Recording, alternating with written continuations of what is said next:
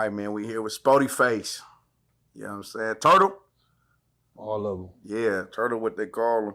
I heard your regular name too. I forgot. It was a different name too. So a lot of them, bro. Yeah. All right, man. Appreciate you for coming through, man. Appreciate you having me. Hell yeah. We'll get right to it, man. Well, actually, like I say all the time, man, I found out about you on social media. I was on, I forget what channel it was on. I want to say it was Alex Alonso. You been on Alex Alonso, John? Yeah. Yeah, I for sure see you on No Jumper. But that's how I got accustomed to you through 4 Extras. And I was like, okay. Oh, this 4 Extra big cousin. Yeah, 4 Extra correct. big cousin and shit. You know what I'm saying? How'd you get tapped into like going to the social media route and shit like that? Like being on social media. Is that something you want to do or is something that just fell on your lap? Yeah, it just feel. I mean, I always had social media. Even though I was in jail, I did all that time in jail. I mean, I had a phone the whole time I was in jail. But so I was on like Instagram, Facebook, Snap, and stuff like that. But as far as like my viral moments, that kind of just fell in my lap. Yeah, what was like your first like viral moment? Like when I was out, the situation with me and Brick Baby. That was your first viral moment? Yeah, really? Because you had some shit before that I seen you on. Yeah, but it wasn't as viral. I don't think it was viral as the DW Flame. Yeah. It was basically, no, matter of fact, before Brick Baby, but it was involving DW Flame though. Oh, okay. Take me to that real quick, because I remember watching that thinking like, oh, they finna beat Brick Baby ass. Like that's what in my mind. Like I'm thinking like something like that was a violation on that type of time. Well, what was y'all on in that moment when Brick Baby said, because Brick Baby said, I'm sorry, DW Flame said a derogatory term to Brick Baby. Asking for a cigarette, of course, and then it went up after that. It was something. To be honest, I was really trying to have a conversation. You know what I'm saying? So I was really trying to have a conversation. With that being said, when I went up there, me and my little cousin, we went up there, and then we was denied access. Yeah. You know, Adam said one thing, Brick said another thing. You know what I mean? To be honest, I'm gonna take the homie word. You feel me? He said there was some dumb moves on there or whatever. They was already recording on Tuesday. So I'm like, all right, whatever. So he said that he didn't deny us. So I'm gonna take his word for it. You know what I mean? But we was trying to go up there and holler at him in on Flame. You know what I'm saying? But just a conversation though. If I could though, right? So like me being like, I don't gangbang, right? So now if I hear, to me, when he said what he said, now I know that he's from a different, car, right? Yeah. So in my mind, I'm like, it was an accident. Yeah. Like you didn't take it that way though. I mean, not necessarily me not taking it as an accident, because to be honest with you, and like I said, I hollered at Flame, me and him got there immediately, you know what I'm saying, and Brick, so free Brick Baby, you know what I mean? Right. But I was more on the thing like, bro, you on a mega platform. You way from Long Beach. Even though y'all got your alliance, you know what I'm saying, with the Hoovers or whatever the case is, the Gangster Crips and y'all trades or whatever the case is, you on a mega platform, like I'd be around you. You be in LA, you be around the homies. Right. And nobody be on that with you. So for you to say that, I mean, I see it, I get it, I understand it, but you should have cleaned it up right then and there. Like, you know what I'm saying, on a platform. Initially, Flame was like, nigga, I ain't apologizing to nobody. Like, my niggas know that I mess with da-da-da-da-da. That's the problem that I had. So I was just going up there, you know what I'm saying, to basically have a conversation. But about that, like, bro, you know it's really not like that. So don't, because certain neighborhoods and certain Hoovers and certain gangsters got hoods in different cities, different states. Yeah. You know what I'm saying? But it all comes from LA. It all originated from LA. So I'm like, bro, you speaking more to just the LA and don't get nothing cracking out here when it's not even really like that. So that's just the problem that I had with it. Oh, okay. I feel that then. Okay, I got you. And we're going to get back to the virus that I seen you on too, but I wanted to, since you brought it up, I wanted to talk about that too. So you and Brick, y'all good then? Yeah, me and Flame, me and Brick been good a long time now. Right. Yeah, but we had to get there though first. It started off rocky. What do you think though? If you don't mind me asking though, what do you think when he did the whole turn up though?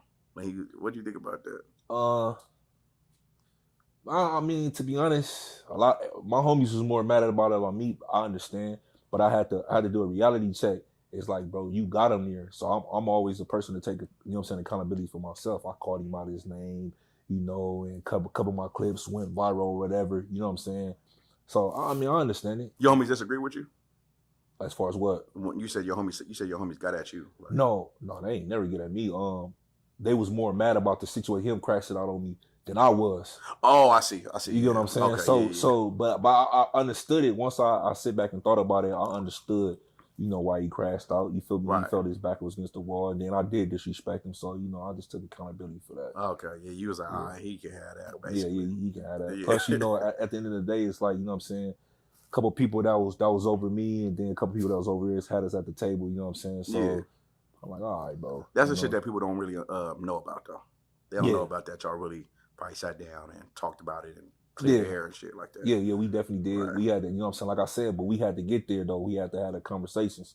You know what I mean? He was mad at me, I was mad at him. We just got on the phone, talked it out, you know what I'm saying? D-Jack got us on the phone again. Shout out D-Jack. D-Jack my favorite wide receiver all the time, man. Shout out D-Jack, one of my best friends, man. That's what's happening. Oh, wait. There was another part of that situation too. It was a part where he got on the y'all was on the phone. Y'all was on the phone. Yeah. And y'all was he was saying some shit like that's the part that him and I guess DW had an issue on or some shit like that. You remember that though? Yeah, I remember that. The little homie from East Coast, man, free my boy, EC Blaze. When I was having a conversation with him, he was recording or whatever the case is. And they kind of like, I see it. I get it. I mean, I understand they saw it, but it was, like I said, it was an agreement that happened, and I feel like, he didn't keep his agreement. I just say that, what I mean? That's like, fuck it, nigga. It is what it is, But so that goes back to when he crashed out. Like I really wasn't tripping about it too much. Like, I kind of, threw him under the bus, you know what I mean? So, I took my responsibility in the whole ordeal. Okay, I feel it. All right, man. I appreciate you. I'm about to take it all the way to the beginning of the beginning, right? You know what I'm saying? So we know you from South Central LA, right? Yeah. And you come about the 40s, right? Yeah, Lamar Park area. Yeah, Lamar Park.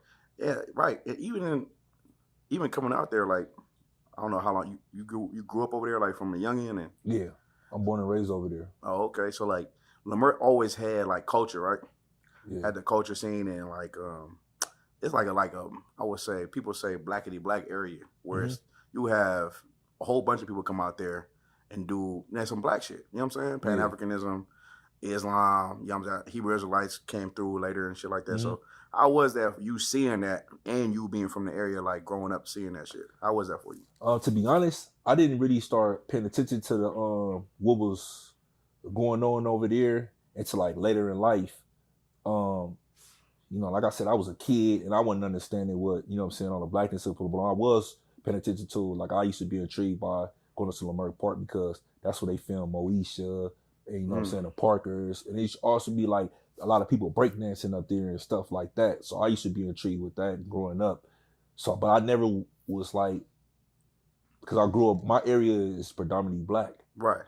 So I just always grew up around my people. So it didn't really feel special or seem special to me back then. But once I came of age, it's everything in the world to me now. Hell yeah. So yeah. That's so crazy that you say that though, because like people that come out from like other states and stuff, they don't realize how black like Southern California is really LA though. Yeah. Like you said, like you really just seen a whole bunch of black people growing up, right? Yeah, correct. Like, okay, so not everybody felt that or lived that life. Like LA has that though. LA has a place where you can only see black people for a lot. Even at grocery stores. I remember being to LA. I used to go to LA. I'm like, man, this niggas working the registry. Yeah. You know what I'm saying? People working this. I'm like, damn, it's different. Like, it's really black as hell. You know what I'm saying? Yeah, absolutely. I did time in Arizona. I used to tell the people, because it's crazy out there because it's totally opposite. It's like more white people in jail, I feel like, than blacks. But out here, it's more blacks and Mexicans in jail than it is whites. But like me growing up, like I never had one white classmate. I mean, I had one. Hold on, bro. You never had one white classmate? Not one? I can't remember me having one white classmate. I had white teachers before, but I can't not remember me ever having one white classmate. Your class was black and Mexican. Black and Mexicans. That's all I grew up in. It's crazy because you go 10 minutes this way, it's whites. Yeah. 10 minutes that way, 15 minutes this way. You will start getting into it. You feel me? Torrance, Hawthorne, Phoenix, Hollywood, or whatever. But just as far as like South LA, which is South Central, the Port I'm in, I never just had one white classmate. Damn, that's crazy. Yeah, That's it some is. shit for sure. Yeah. You can't say that for Southern California though. No, Like no. every hood though. Like even like I grew up in San Diego. Like I grew up Yeah. in Southeast San Diego. That's the hood. I still had like maybe at least one, two. Yeah. Trailer park. They used to live in the trailer park, but they was at least one or two of them. Yeah, nah. But now you see them everywhere though. Now they in the hood. So yeah, they USC them bought up everything, and then the Olympics, of course. Oh yeah, for coming, sure. so they buying up everything, gentrifying everything, and the Rams, of course, back in LA. So Clippers got the new Clippers, stadium. right? Yeah, so yeah. Since you brought it up, right? Let me ask you before I get into you. Do you feel like because all that stuff is coming, especially the Olympics, do you feel like they sweeping the streets? As far as what, homelessness? Or no. Like they were saying, there was some things saying about like how because the Olympics is coming out, they gotta clean up. They gotta do these RICOs. They gotta go get everybody who's doing something because we gotta make it safe because the Olympics is coming out here. I don't necessarily say that. I think it's more. Have you heard that though? I have. Okay. I could be wrong, but I think it's more like the administration thing. You know what I'm saying? Mm-hmm. But I could see them like because the world is gonna be watching. Right. California, not even California, LA. So I'm pretty sure they don't want to see a gang of homeless people on the streets and tents and. You know what I'm saying? Because it's crazy down in LA. You know what I mean? It's everywhere. You know what I mean? Yeah. So I'm pretty sure they don't want the whole world to see that. So as far as the homelessness, yeah, but I definitely think like as far as certain parts of gangs that be hanging out and stuff like that, yeah, in order to them to get rid of them, they can't just make them leave. So what they do, they just buy everything. Like this is how we get them. Just buy it.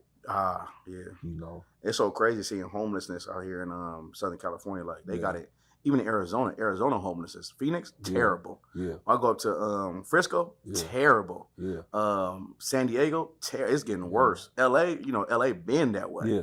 You know what I mean? Like it's most famous for Skid Row. I ain't gonna lie. I think LA worse than when I left 12 years ago. It's always been worse, but they been down like on Crocker, St. Julian. You know what I'm saying? Los Angeles. These niggas on Western now. You know what I'm saying? They over like that homeless is different. Like not only that, they used to be like on the sidewalk and you see them in the streets. They didn't build stuff and like I'm talking about like real structures, bro. Like, man, what is the whole side? Like you can't even walk on the side of the street, bro. Like you gotta walk. Like, man, what's going? I'm talking about for block. Then and not only that, you got the campers and. It's crazy. I think it's way worse than when I was growing up. They had they subs. It's everywhere. Every city you gonna find some type of encampment, bro. Whether it's off the side to the freeway or just in your face, right outside your apartment building. That shit crazy for real. Yeah, but they did a survey on California. They said in order to live comfortably in the state of California, you have to be making an average of $141,000 per year. Yeah. And some people don't even make $40,000 a year. So it's outrageous, bro. To live out here is crazy. They run the natives off. Yeah. That's why a lot of people that's from the city, which is LA, they come to San Bernardino, Riverside, Palmdale, Lancaster, Victorville, or just some of them just move to Arizona or Texas or Vegas, Texas or Vegas. Yeah, Texas too. It's too expensive. For You get more bang for your buck out there. Yeah, it's ridiculous. I remember it's a quick story. I remember going to Skid Row one time. We doing like some food shit, right? We like like, hey, we gotta go out to Skid Row, pass out some food to the homeless. Remember that again? We passing out food to Skid Row. They was like, food? Where the drugs at? Yeah. I was like, damn, I'm never coming over here again. Yeah, that's what they do. hated that. They hated the food aspect. They want the food. They want the money or the drugs. Exactly. I was like, damn, that shit hurt my heart. I was like, let's get out of here, man. That shit crazy. Yeah. But let's get into you, man. Like, so coming up, right? Like, you grew up in South Central, and you say you grew up around the Learnmore Park area. Like, how was your upbringing? Like, how was that for you? To be honest, I'll say for a kid, I had a great upbringing.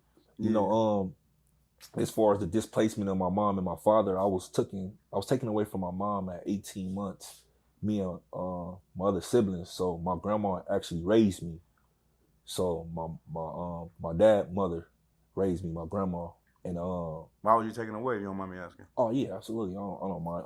My mom was on drugs. Okay.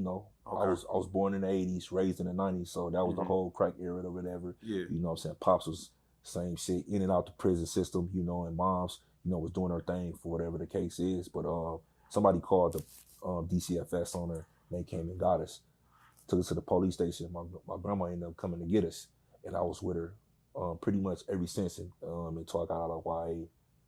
So yeah, I lived with my grandma from like 18 months old to about like 18. Yeah, how was it living with grandma? Like, was she in religion or anything like that? Or? Oh yeah, grandma. She was religious, but you know, because to be honest, I grew up Jehovah's Witness.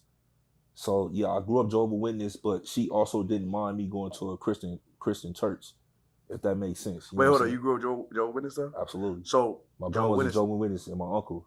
Did you celebrate anything? No, I didn't celebrate. Well. Here and there? Yeah, here and there. Okay. But my grandma, she was Jehovah's Witness and my uncle was Jehovah's Witness, but they never really forced that upon me. Yeah. She just let us do it, you know what I'm saying, do our thing, because I think the thing like back then, she had to do certain stuff for us because we was, it used to be real strict in the 90s because we was foster kids. Yeah. You know, so they had to foster kids that your grandma adopted though. Correct. Right, you know what I'm saying? Correct. But she had to do certain things for us, you know what I'm saying, per the state. Yeah, line up with what they talking Correct. about. You know what I'm saying? Yeah, exactly. So she had to, even if she didn't believe in it, she still had to, you know what I'm saying, do it because she had us and she was getting a check for us or whatever the case is. I had a social worker until I was about 17 years old and I got out of YA. So yeah. But like I said, my grandma was Jehovah's Witness and my Uncle Warren, they was Jehovah's Witness. That's the household I grew up in. She was Jehovah's Witness. She talked to me about Jehovah or whatever. And then, but she also didn't mind me going to Christian churches, but we believed in, you know what I'm saying, God and the Messiah my whole childhood. But I definitely, we didn't have, she was old school. So, you know, she was old. I definitely didn't have everything, but we had what we supposed to have, you know what I'm saying? And I definitely think I had a great childhood, you know, so the decisions I made was just strictly on me. You know what's so crazy, man? Every time I interview somebody like that come from that life, they always take accountability. Yeah. Straight up. Like, you just said that right now. Like, they never said, no, I was forced in. Like, even I interviewed a warrior, he told me, he was like, no, I wanted to be this. Like, you know what I'm saying? Like, it's just like, it was a choice, right? It's a decision that you made on your own. So, like, what made you, or what was the thing that said, man, I'm about to be from over here? Like, what was the thing? What did you see that made you want to be in that life? So, my big cousin, Big Goose from the hood. Like I used to like, it's crazy to say it now, but it's like I used to idolize him. Right. Like the cars, the girls, respect, and then that's just when I went outside. My porch that was there. Like I grew up on one of the blocks, like you know, so that was just out there. So all my childhood friends and then their older brothers, that was out there. Mm-hmm. So I used to be into sports. Like, hey, I used to be good at sports, bro. I people that know me, I could have made it to the league, bro. Like, literally, I used to all American. I played anything, bro. You know what I'm saying? I played everything, but it was just the gang life that was just, you know what I'm saying, that was just out there. And it's crazy because I feel like I cut it short because once I got involved in that, nothing else mattered, bro.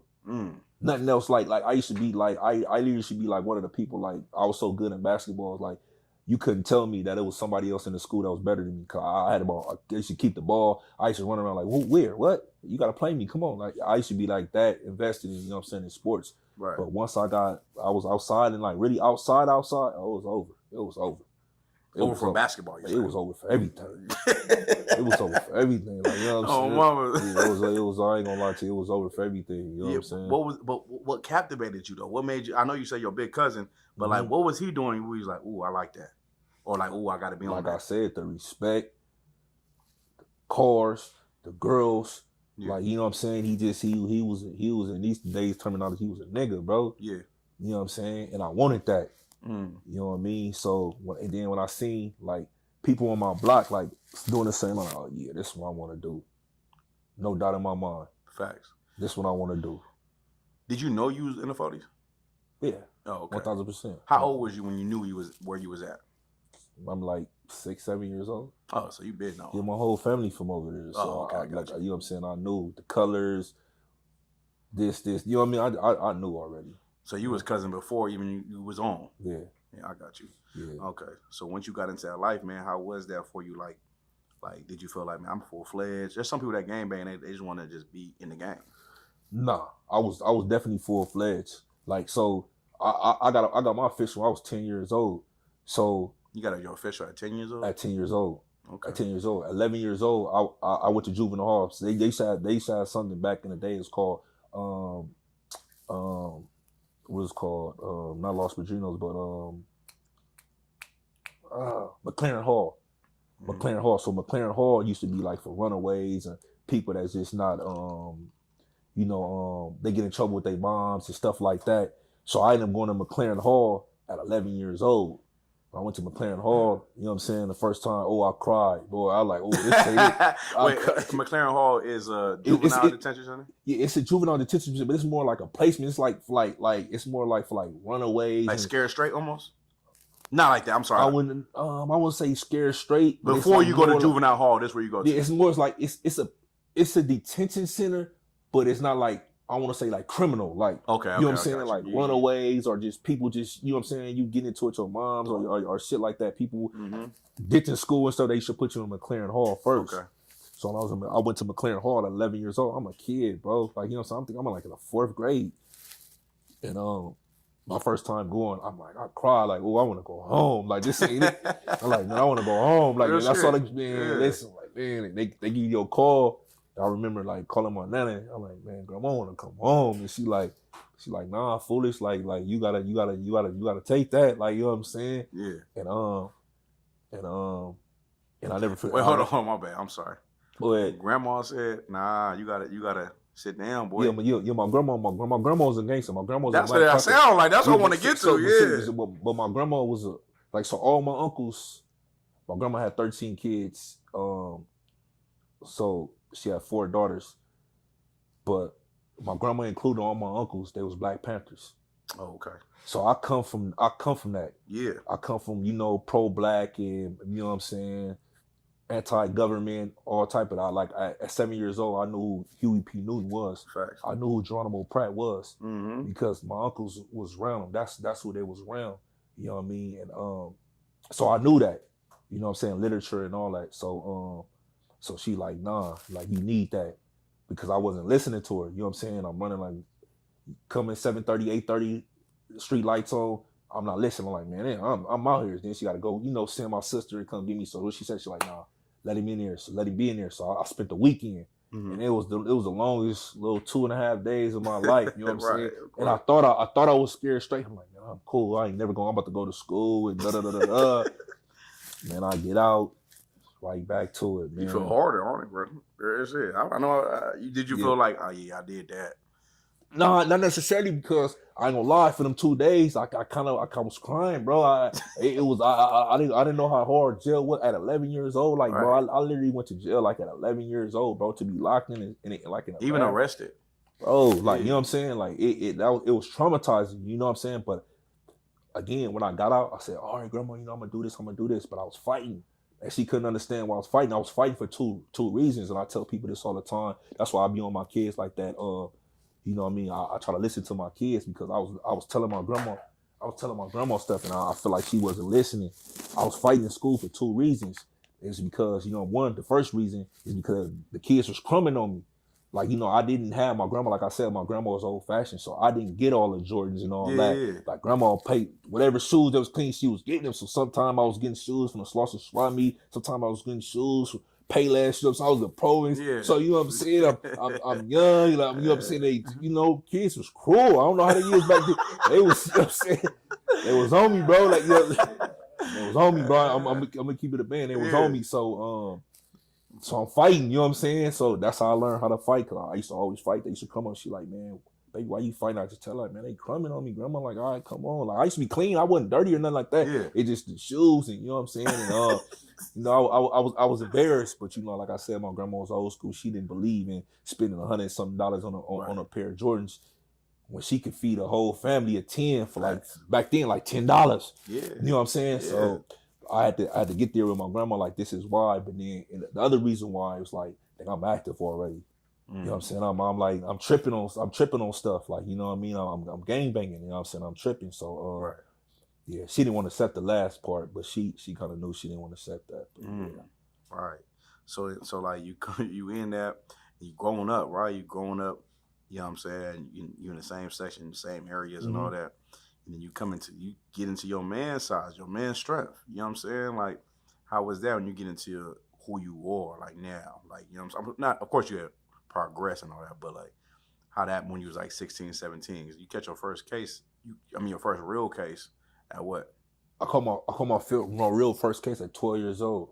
Damn. I went to jail for attempted murder At 12? at 12 years old. Okay. So I ended up getting sentenced to CYA at 13. So I was in there till I was like maybe almost 13. I was 12, almost going to 13, but I ended up getting sentenced to YA at 13 years old. Yeah. I hit Fred C. Nellis when I was 14 years old. That was the first Y I ever hit. Well, I hit SRCC first, so that's the reception, and I was at Fred C. Nellis. That's where the young dudes was at 14 to 17. If you was younger than like 15, 16, they automatically see you. If you was up north to OH close, and then if you was down south with Southern California was Fred C. Nellis, and that was the first. So I had a FBI number, a prison number at 13 years old, bro. So that changed my life forever. You know, it's crazy because I think about it now, it's like, you know, they put you in jail and detention and prison system to like reform you, but at that age, that shit only made me worse. Damn. They don't even make me worse because YA, it was like, you know, they called it back in the day, you used to call it gladiator school. It's like either you eat or you're gonna be consumed, bro.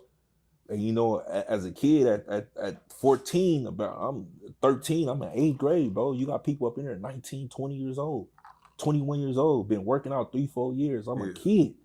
You know what I'm saying? And it's fair game. Fair game, bro. Yeah. It was no such thing as no 30s to the hundreds and we clicked up with it. You was on your own. You know what I'm saying? You had your little buddies or whatever the case was, but it's like, nigga, if you was smaller, if you was frail, you was weaker, that was easy prey. You know what I'm saying? And then at the time, you know, it wasn't a lot of my homies. It was a lot of my homies in jail, but not as young as I was. So when I hit, you know, I had a couple homies, but I had it hard. But I'm one of the ones that didn't fold. So, you know what I mean? I had it hard.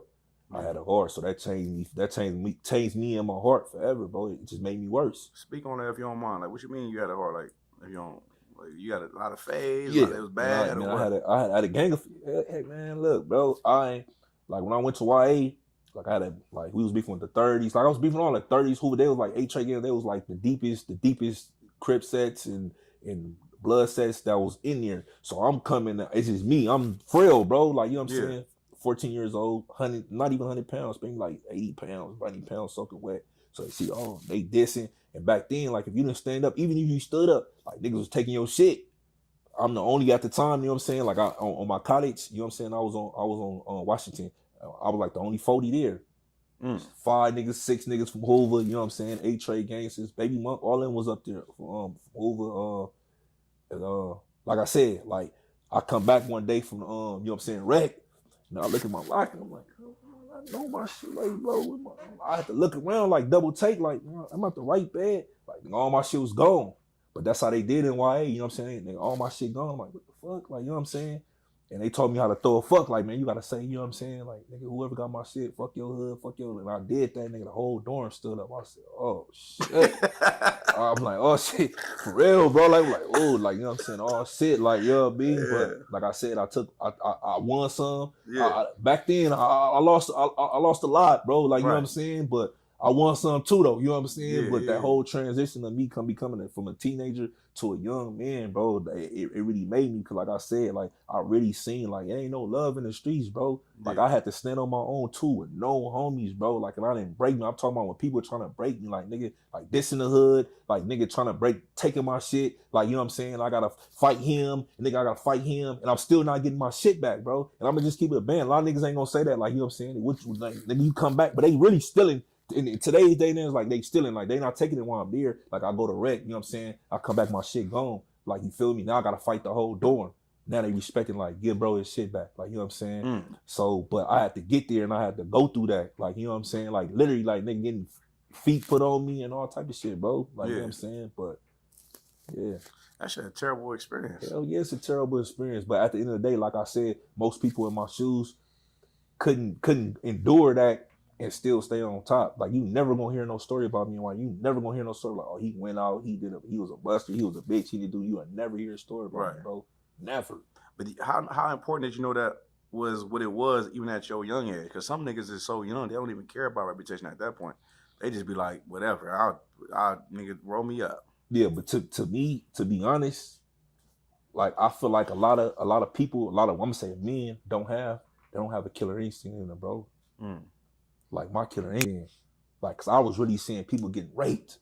I was really seeing like niggas sucking dick, nigga. Like facts. Damn. Like this facts, like what they like facts. Like I know a whole lot of reputables. Like I ain't gonna get into. They know I know. Like you know what I'm saying. Yeah. Like nigga, you body beat me up, nigga, but you was sucking dick in YA on everything I love. Like I could literally like nigga, like you could say, you know what I mean? Like nigga, you was 18, 19, you beat up a 13, 14-year-old kid. All right. That's the only thing a nigga can say about me. But I know like really like it was serious in there, bro. So I'm like, nigga, that's out, bro. Like nigga, y'all gonna have to beat me. I'd rather get beat up 1,000 times, you know what I'm saying? Than, nigga, it is, you know what I'm saying? We you know what I mean? But like I said, like, but when it clicked to me, like, nigga, you gotta fight. And nigga, if you don't fight, but my grandma always told me, nigga, boy, you better fight. So I had a grandma like that. Like, gangster. Like I couldn't call grandma like, man, I didn't nigga, what nigga, you know how I taught you, pick something up and hit they mother, you know what I'm saying? So like, it was definitely crazy. But like I said, I seen so many people fold that was my age and they conceded. Yeah. They conceded. Gave it up, yeah. Like niggas got them under the guns. Like, this my bitch. Like, don't say nothing. Man, what? I was like, oh yeah, that's out. Okay, like, how old are you right there? 12? 13, 13? 13 and 14. I hit Nellis when I was 14. So 14.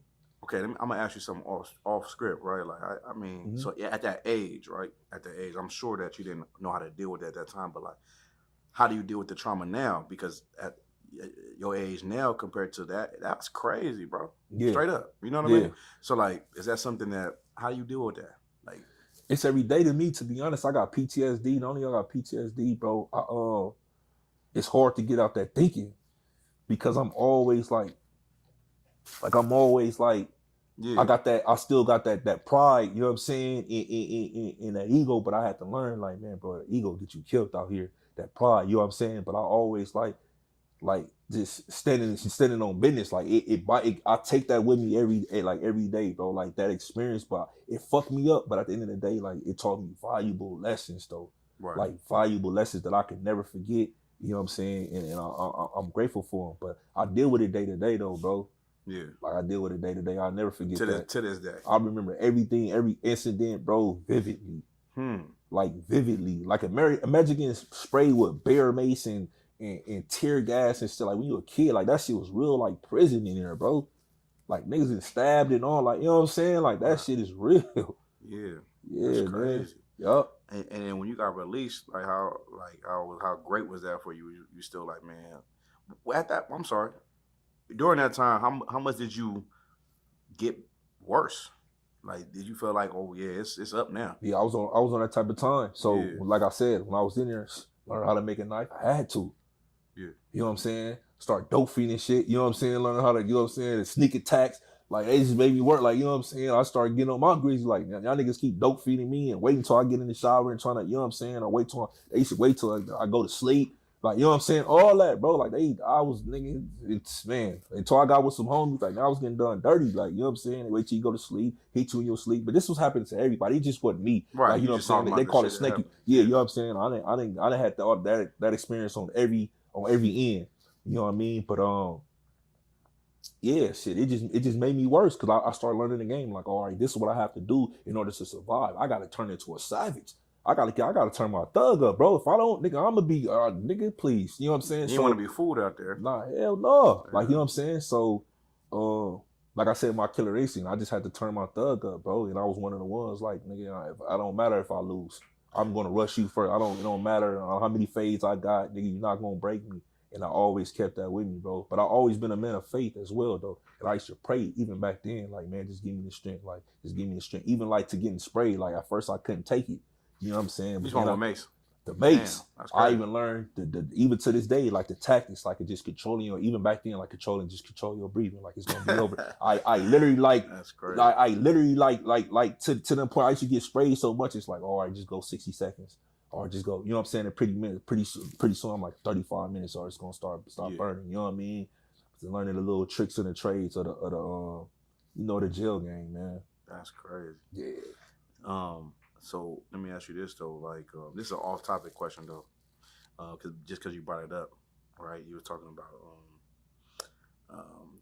learning the tricks of the trade and shit, right? Mm-hmm. So there's a part that Mina wants to ask, like, so what do you feel like when you see like people on the internet talking about your life, like your people that live your life, and they ain't never lived your life?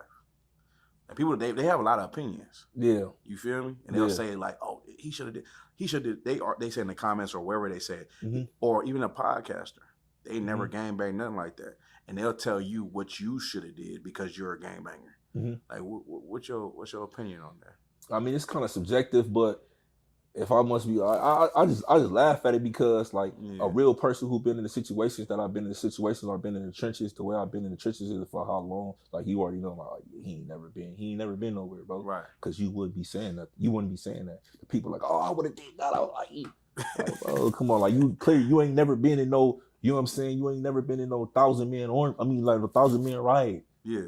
You ain't never you been out here with a gun. Yeah. I'm talking about really have to get up on somebody hand-to-hand combat. That's different. Anybody can shoot a gun. Yeah.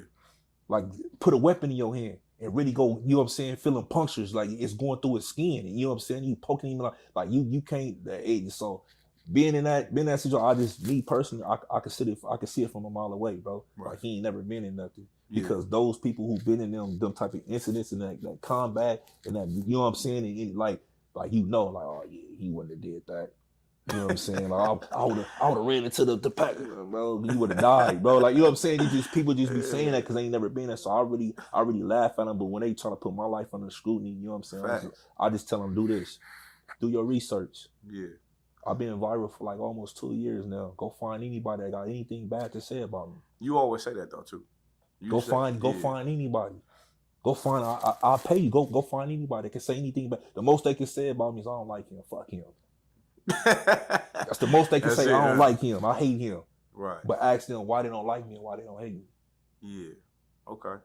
So that was an excellent answer because I be talking to my nigga all the time. I ask my warrior all the time. I'm like, well, what about this? He'll break it. He'll stop everything and do it. Because this is why he'll tell me and everything you saying, same thing he'll type shit. Yeah, it's crazy. I ain't never did nothing. But I'm just saying though. I asked the person off record. Whoever shot a gun before, bro. I asked him the difference between shooting a gun and a hand-to-hand combat with somebody. Right. Nah, yeah, for sure. That's very crazy. You know what I'm saying? You from a distance when you shooting. Come on, anybody can do that. My 15-month-old son right now can pick up a gun and shoot a gun right now. That's how easy it is. Kids shoot themselves. You seen that? Sidebar. It was a story about this kid who picked up his mama's gun and killed himself recently. I didn't hear about it recently, but I heard it. 2-year-old, yeah. He picked up his mom, he got out her purse. Yeah. And killed her. He shot himself. Yeah. You know, it should be sad. So when you say anyone can shoot a gun, literally. Yeah. Literally. You know what I'm saying? But the swing of knife is different. Yeah. To be honest, we can move on, but to be honest with that, I think like a lot of people is cowards because I know for a fact, because like I said, even from a kid, I seen it from when I was a kid. Yeah. Not all men, bro, is men. I literally seen this, and this what I differentiate a real man, because the barbaric shit it don't make you a real man, but it also, you know what I'm saying, don't make you a bitch neither, because I literally seen niggas get choked to death, bro. When you could literally fight back for your life, but they don't even fight back for their life. They'll let you kill them. Yeah. Imagine, think that you have men that's right here that's considered their gender is a man. They was born a man. They was born a boy. They would literally let you sit up there and kill them, rather than fight back. Think about that. That's a true definition of a coward. But I literally seen it. Like niggas getting slapped, niggas getting socked. Like man, niggas be cowards, bro. It's in jail. It's everywhere. It's on the streets too. Damn. What do you think? You think they're depressed or something though? That's crazy that you said that. Bro, niggas be cowards. Yeah. They be cowards. They be cowards. And I'm not even talking about, because you have bully people out here too. Massive, you know, on a Suge Knight, you know what I mean? They got their Suge Knight up, you know, or whatever. But I'm talking about, it doesn't matter how big. If you sit up here and just, to me, in my personal opinion, if you sit up here and let somebody kill you or put their hands on you because of how big they are, yeah. What type of man did that make you? Right. For sure. Okay. Let's go, right? So you pop out, you're 14, right? And then, like, you know, in life, you start doing your, I'm sure that you can gain some size a little bit. Mm-hmm. You know what I'm saying? Gain some size. Where you get to at that point where when you live in your life and before you got knocked again though, right? Yeah, when I was, I got out when I was 17. Okay. I got out YA when I was 17 the first time. Mm-hmm. So when I got out 17, I was able to, I had a GED. One thing about me, I was never dumb. Like I was always, you know what I'm saying, academically like strong in the mind. So I got my GED at 16 years old. Was it 15 or 16? I believe it. Got it early. 16. Yeah, I think it was 16. When I was turning 16, I got my GED. So I didn't even have to go to high school when I got out, but I wanted that experience. So when I got out, I'm like, man, this must like my. After doing 2 years, you went to high school. No, I did 3.5 years. And then you went to high school. Correct. Convicted, You're right. What high school allowed you to go there? Crenshaw. Oh, yeah. That allowed anybody damn near, right? I mean, you know. So I didn't have to go, but I want that experience. So I ended up going up there, got on a basketball team, was playing against Jordan Formore and all them, you know what I'm saying, when he was going to TAP and stuff. Hold on. Yeah. What principal allowed you to go there? What's the principal name that went there? Oh, Shaw? Yeah. Yeah, back then. He believed in second chances for sure. I mean, he didn't know. They wasn't running no background check. I had an address over there. Everybody had a felony at Crenshaw there. Yeah. Everybody's gonna pull up. I mean, that's LA. That's LA period though. That's bro. crazy. They can't stop you from going to school because you got a felony. It's just really if you behind or not in class. Okay. If you behind your academics, then they send you to a continuation school. But if you got your grades up and stuff like that, they can't discriminate you. Yeah. I mean, I'll be a principal that'll be like, I know exactly who you are. You can come to the school. Yeah. But brother, you know what I'm saying? GPA lower than this shit. You gotta go. But you got 50 other kids the same way. Yeah. So you went on the basketball team and you played Jordan Farmer. Jordan Farmer was a baller. Yeah, he ended up going to the league. He went to UCLA and then went to the league for sure. Yeah, he was playing for Taft, but I ended up getting. I was full player, so I got a call with a gun. I went back to YA, did a year. Pro when I was 18. I went to Chad. Pro when I was 18. This time I was 18. It was big dog. Yeah. You know what I'm saying? So you picked the gun charge in high school, and after that you was like, man, I'm being big dog status, and it is what it is at this point. Yeah, I was already an adult, and then my little hoop dreams. That was out the way, and yeah, it was out the way. So I was just on the streets then, full-fledged. But when I had pro from YA this time, I ended up going to live with my mom. My auntie first. Okay, so but your mom, you was reunited with your mom. After how long though? Because we didn't even talk about that. When was she back good with the state and all that? I don't know.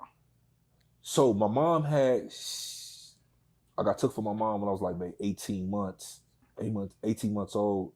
By the time I was maybe, I want to say 11 or 12. Yeah.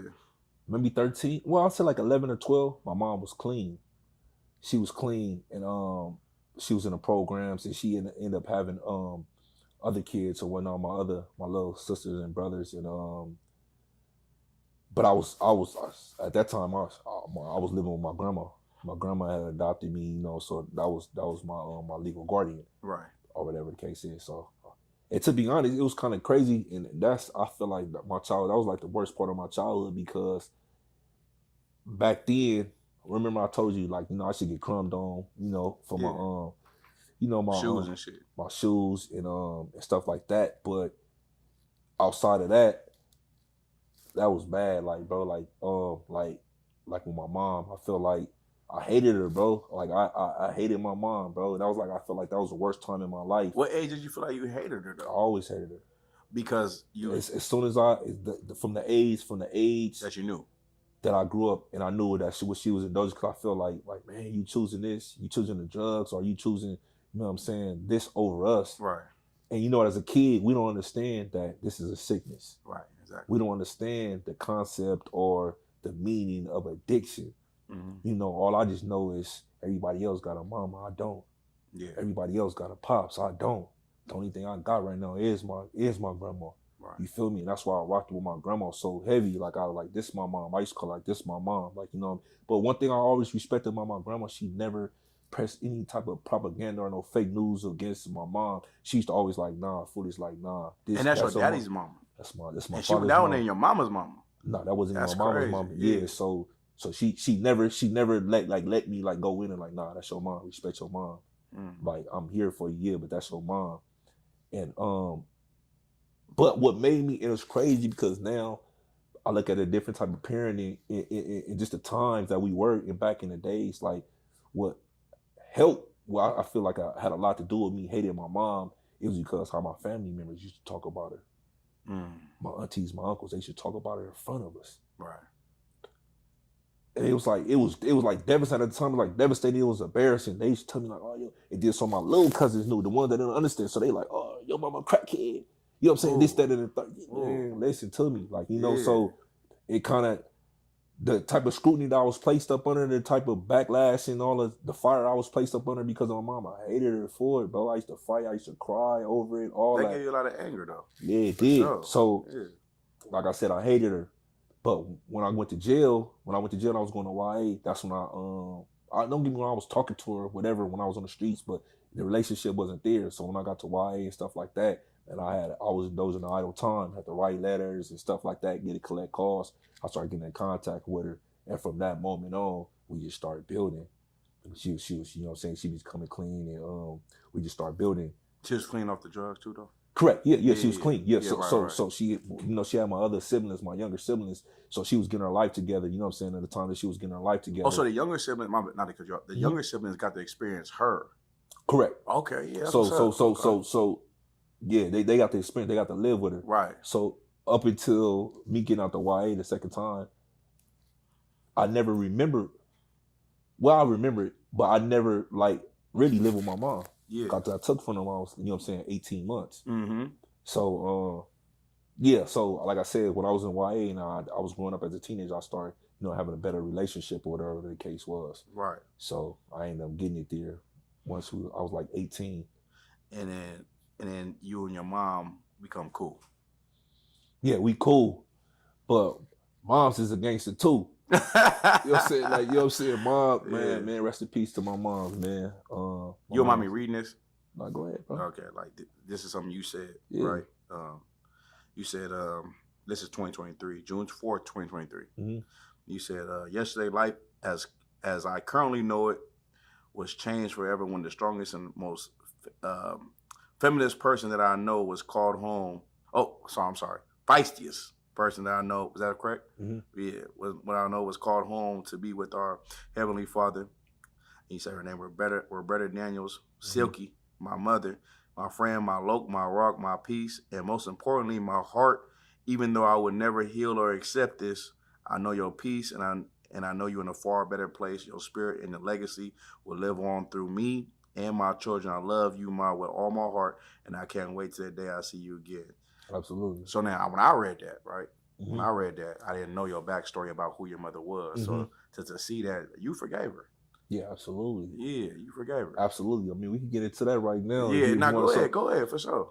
All right, so look, to fast forward a little bit, so yeah, I most definitely. So I was living with my mom, but like I said, my mom was a gangster.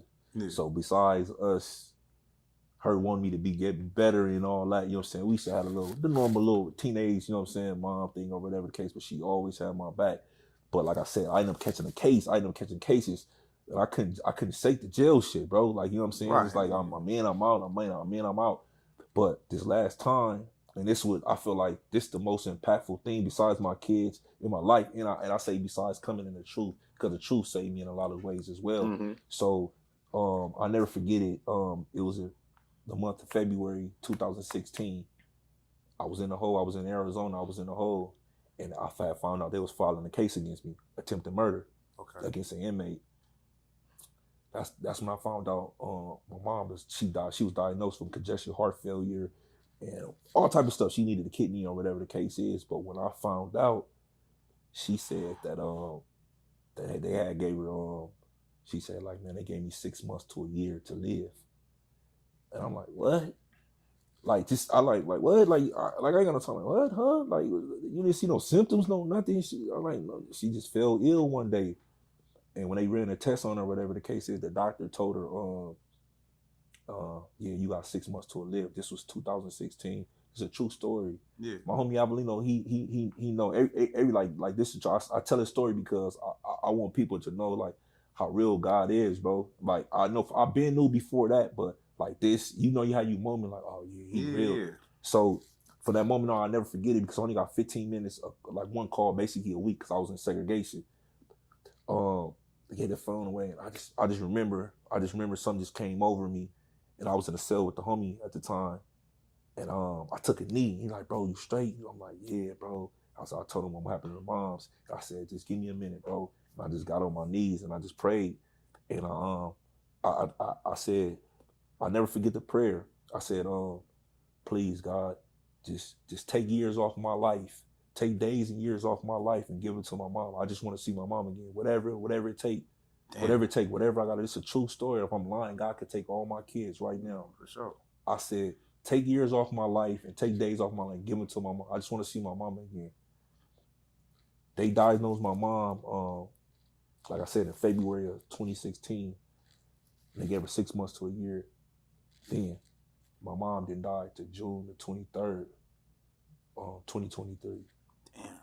In February. 7 years later. Over 7 years later. Yeah, in February, that was close to your birthday, isn't it? Yeah, my birthday, February 16th. Right, and so when you found out, was that when you was in jail? 6 days before my birthday. It was February 10th. It's in the hole. Damn, and you heard that bad news, you like, fuck. Yeah. And that was your, your moms prayer. Was like, moms is, I got everybody else, women or whatever the case is, mom, she consistent, she gonna be there. Moms, I need some, well, I got you, son, she cards. Anything I need money on the phone, any of mom, she there. That was my rock. Like, right. You know what I'm saying? Anybody I got to talk to, that was my rock. How good was it getting to know your mom and shit like that, from where she been from to where she was before she passed? Like, how was that for you? Like, I feel like it was oh yeah, that's the puzzle I needed. Little piece on me. Before she passed, it was kind of hard. It was kind of hard on her because I knew it was coming to it. I thought I had a little bit of time. I knew it was coming to an end. Mm-hmm. And I had to do a lot of self-reflecting because of my actions. Yeah. I didn't get to see my mom. Mind you, I paroled June 29th. My mom didn't die June 23rd. She died June the 3rd. And I paroled June 29th. So I just missed her, bro. Damn. But because of my actions, bro, right. Me riding and not turning nothing down and in everything, every ride and not laying down and, you know what I'm saying, pushing my line and all this, that, and the third. I missed her because of that. He gave me everything that I wanted, bro. Yeah. You can't, that type of stuff, like you can't even comprehend that type of stuff, bro. If a doctor, you talking about science, bro. This has got to be something in a higher being, bro. You talking about science. They know how your heart works. They know how your liver. My mom didn't get no transplant, no nothing, bro. Yeah. You see what I'm saying? Mm-hmm. They gave her 6 months to a year to live in 2016. She got 7. Yeah. So because I wasn't doing what I was supposed to do to hurry up and get back to mom's, I'm putting everything before her, still on it. You know what I'm saying? And taking it for granted. I missed her, bro. He gave me what I wanted, way more than I could have ever asked for, bro. Mm. You see what I'm saying? But that was the hardest part, like the end, like seeing her, because my mom, she died lonely, bro. And I think she died, like I said all the time, my mom, she died. She say, I feel like I'm in prison. Yeah. You know, the dialysis and stuff like that. You know, people that on dialysis, they don't even want to do that shit. They especially that shit a lot. Yeah, you know what I'm saying? So it was getting harder on her, harder. You know what I'm saying? Her color of the skin was turning. She was getting darker and stuff like that. So she was like, and your mother was a beautiful sister too. Yeah. How old was she when she had you? She looked young in them pictures. Yeah, she was. I don't know exactly how my mom was. That was in 03. Oh, okay. Yeah. That was 03, but that she I don't know exactly how old she was when she had me, but I know she started having kids when she was 19. Oh, okay. Gotcha. So we a couple years, probably like 21, 22. Yeah. When she had me. Damn. Yeah. Rise again, you know? Yeah. For sure. Yeah, absolutely. For sure. Absolutely. Yeah. So like, you know, you dealt with that, and man, how was the after effect? You don't mind me asking, like, how did you deal with it? You know what I mean? Like, I'm sure you had a lot of homies who passed and that you was close with. Yeah. How was it for your mother though? You know what I'm saying? bro, to be honest, it was complete chaos. And I still hold something. I'm working on that right now because I still hold something in my heart, like towards my siblings. We all know how that go. I ain't gonna get too much up in that. You know, when it don't go right. I understand. And, you know what I'm saying? And things like that they don't do. You know what I'm saying? It just went all bad, bro. Like I wasn't near when she was cremated. You know, it was just a lot. I just said my last goodbye, bro. It's just like I yearn for my mom, bro. Like literally, like every day, like I still ain't forgave it or forgot I ain't even accepted it yet. Right. You know what I'm saying? So I definitely been dealing with that, and it's just like, dang, I'm happy because she got to live, but at the end of the day, it's like, dang, bro, if I wouldn't have, you know, when you really start thinking about it, like, damn, bro, if I wouldn't have got these write-ups, or if I just wouldn't have got one more right, you know what I'm saying? Yeah, fuck. Don't do that to yourself. That's crazy. I would have made it, but that's what I'm saying. That's why I put all them shoe program. I paroled from the shoe. Right. You know what I'm saying? So I'm catching time, bro. I'm doing this. I'm getting it. You know what I'm saying? I'm like, dang, if just one more, bro, I would have been able to, you know what I'm saying, to see moms, bro. No, that's yeah, I feel you. Yeah, so I kind of beat myself up over that, though. You can't. Yeah, but let me ask you something though. So, like, you just told me that right now. That's crazy because I speak to a lot of people that been through your life. Not everything, of course, not the same details, but it's rough. You know what I'm saying? And of course, you like a person who's reflecting back on that, and you made a lot of changes yourself. You know what I'm saying? Yeah. Like, you know what I mean? So that's good. But this is what I was going to read to you before we started. Right. This is another thing you posted. This is 12 years. Right. I'm gonna break this down. Let's show this. Yeah.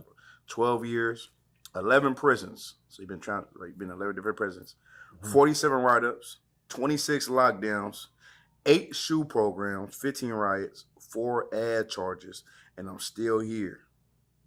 Always bang my name, never snitched, folded, bended, or rolled it up. But most importantly, I always play fair, and something a lot of you niggas could never relate to. A true living legend in the flesh. Somebody tell Lifetime, I'm ready to tell my story. Facts, real shit. Fact, bro. Yeah. Like people, I talk to my boy right here, and I be like, man, your story need to be heard. You gotta tell this shit. You gotta speak on this shit. Yeah. There's so many of y'all like that come from that life. Of course, then you change that life too, though. Like, you change, and you know what I'm saying. You see something different. You still you are who you are. You know what I'm saying? Like meaning like the gangsterism of who you are to the core of things. But of course, you see things in a different light, and you want more for your life. You know what I'm saying? Absolutely, for sure. And for you to say that, and it's so important that, like bro and yourself, like y'all didn't go out bad. You ain't go out bad. He ain't go out bad. So it's like, damn, like that's the most important thing to me. Yeah, like to do that and have a good name still. That's an amazing feat, though, man, for sure.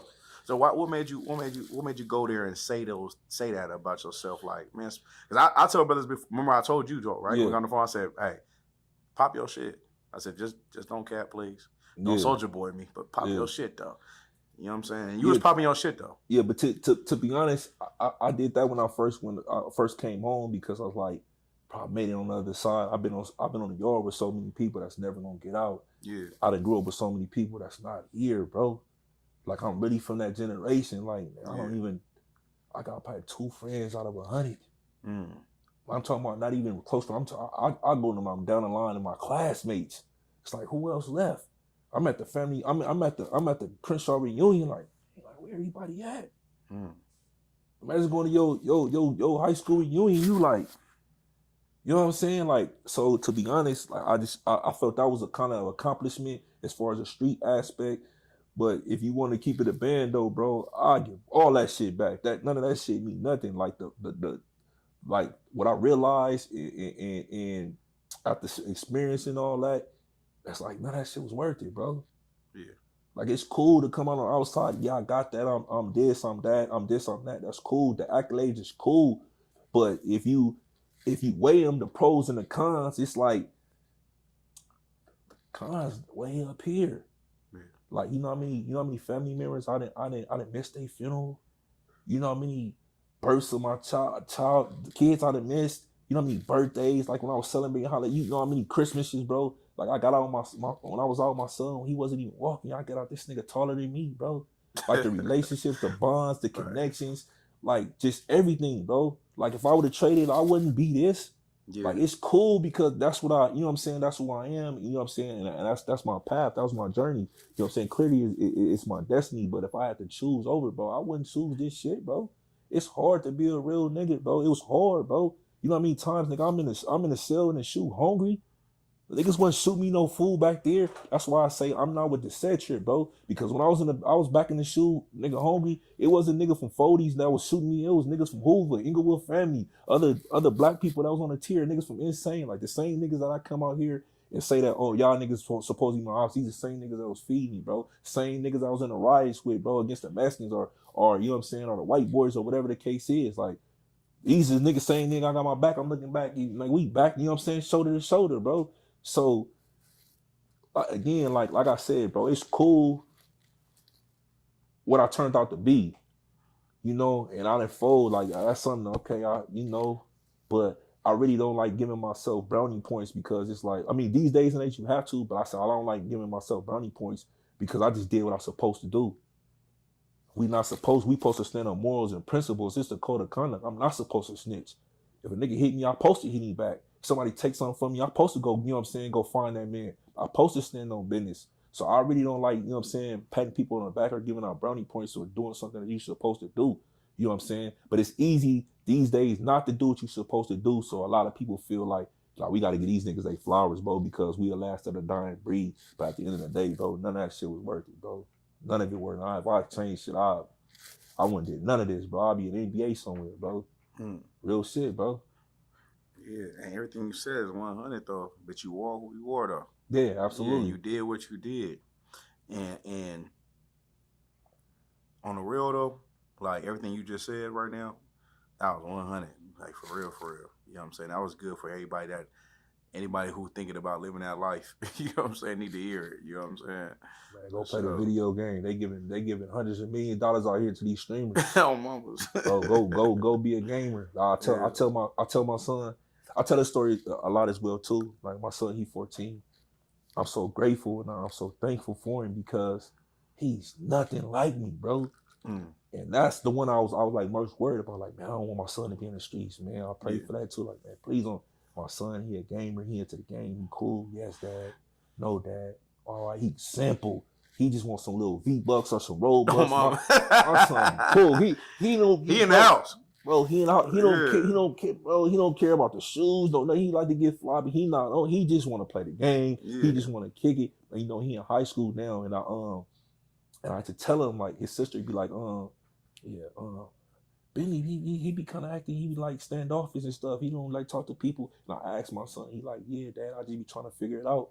I don't like talking to everybody. I'm like, dang, you like your dad, but you know what I'm saying? I had to tell him, like, you don't gotta fit in. Be you. I like that you different. Yeah. You know what I'm saying? Like, man, stand out. You ain't gotta fit in. Be a leader. You know what that is? You're like, yeah, dad. I'm like, yeah, you ain't gotta try to fit in with the crowd and nothing like that. They gonna come to you. People gonna gravitate to you. And I'm so grateful for that, bro. Like, you know what I mean? But yeah, my son, he it, bro. Yeah. You know what I mean? I'm thankful. He ain't nothing like me though, man. For sure. That's what's happening. But he is like you, just a different version. Yeah. Yeah. Well, the better version. Yeah. I'm gonna say a better version of me. All my flaws that I had, he ain't got none of those. That's what's happening. Yeah. Real quick before I move on, man, when did you start getting hit up though? Like when you start hitting the face and all that shit? Like when that happened? It started getting crazy. I don't know. My first one, I remember we was doing this. This was my first face tat under the eyes. This was why I was maybe like 15. And I was big back then. These should be a lot bigger. But yeah, probably I'll say like my first couple tattoos, I got it in YA. Yeah. But once I turned like when I got out 18, 19, just started getting them and just started getting crazy, bro. Yeah. Man. You start getting when you start like when we was like, I got whack outs too. What's happening? You start getting maybe when I was in YA, but like when it started getting crazy, like when I was in prison. Like when I was in prison, like I understood, like, nah, these niggas hate us, we hate them. Like I was really on that tip. I didn't care. That was a point in time in my life I could truly say like I didn't care about nothing.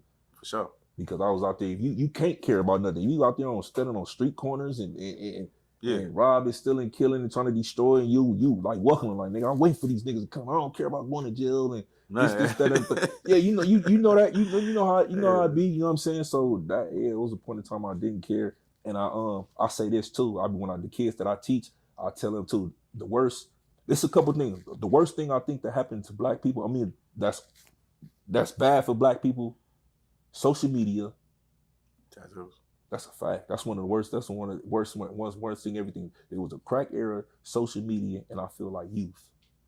Your youth.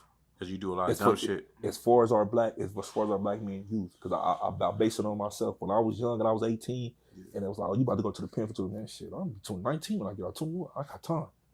Get out like I'm 21. Man, I ain't tripping. Come on, let's go.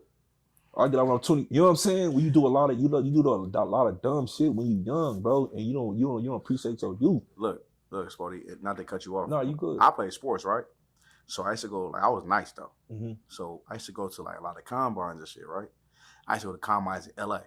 Right? So niggas used to do that, like basically like a football thing where you do your 40, your cone drill, vertical, all that shit, right? So we get out there. I'm like 15. I'm 15 years old. It's 15 to, it's like you 13 to 17, 18, right? Mm-hmm. I get out there. We get out there to LA, and you know, I be like, I'm going out there clean. I'm about to show them what's happening. We get out there. I probably got like one tattoo. Mm-hmm. We get out there. These niggas from LA is tatted in their face, got a whole sleeve and all that shit. I'm like, what's up with these niggas? Yeah. Y'all LA niggas was different when they came to them tattoos. I seen a nigga with a face tattoo when I was 14. I said, okay, yeah, this nigga crazy. Yeah. And he was my age. I said, hey, bro, how old is you? 14. He's from I think he's from Pueblo. He had a face tat. And I said, what the fuck y'all got going on? Yeah. But I would see that because them niggas used to be, then they start getting super blasted after that. Yeah. So that's why I was asking you, like, when you get your face tattoos, because you got like a gang of face tattoos too. Yeah. It's definitely started getting crazy when I was like 18, 19, but I haven't got tattoos in years, believe it or not. But I say like late teens, early 20s. Right. It was over. Mm. I didn't care. As I said, there's a point in my life I didn't care. I wanted all the smoke. Yeah. I was trying to get the ranks, you know what I'm saying? I'm trying to top of my class, bro. Where the name Spoety come from? Oh, my hood is we the Spoety Face. But where Turtle come from? I'm Little Turtle. I'm actually Little Turtle. That's your big homie? Yeah. Oh, okay, so Turtle and Spoety. So how you get both names? I just got multiple names from the hood. Like when you get it to a certain level, you can start your own name. So I just got a gang of names. So there's people up under those names. Oh, with the Spoety. Yeah, Spoety Face. It was so funny. I meant to say this on camera early in the earlier interview. Well, when we ran into each other organically, right? When I told you, right? Yeah. So I'm gonna tell the story right quick. I'm over here. I went to Ontario Mills. You know, man, Ontario Mills, big mall in Southern California. And with my kids just got their like first quarter grades. They young, they first, second grade. But I'm letting them know, like, I'm trying to set the standard. Like, you get good grades. You get good grades, dad gonna buy you whatever you want. Yeah. You know what I'm saying? Mm-hmm. So we go to the mall and see my daughter get her Hello Kitty earrings. Mm-hmm. $64, by the way. I was like, what the hell? I didn't know there was $64. Yeah. But once I said it's up. It's good. Yeah. My son, and then she go get some clothes from H&M, by the way. What the hell? I'm like, who is this little kid? So then I get my son, he go get we get him a Nintendo Switch. I know how much that costs either, by the way. It was a lot. So, it's $500, by the way. Yeah, I'm just broke after that night. I'm like, hey, no more money getting spent. Yeah. So anyways, I see bro, right? We eating, they got the Burger King right at Panda Express. We eating, I'm like, I'm on my phone. I'm looking, I'm like, that nigga look familiar. I'm looking at bro, I'm like, nah, but he in jail. I'm talking about him, though. Like, he in jail. So then I'm looking, I'm like, I ain't gonna say the real story what happened, all right? So I go to Popeyes. Bro at Chipotle.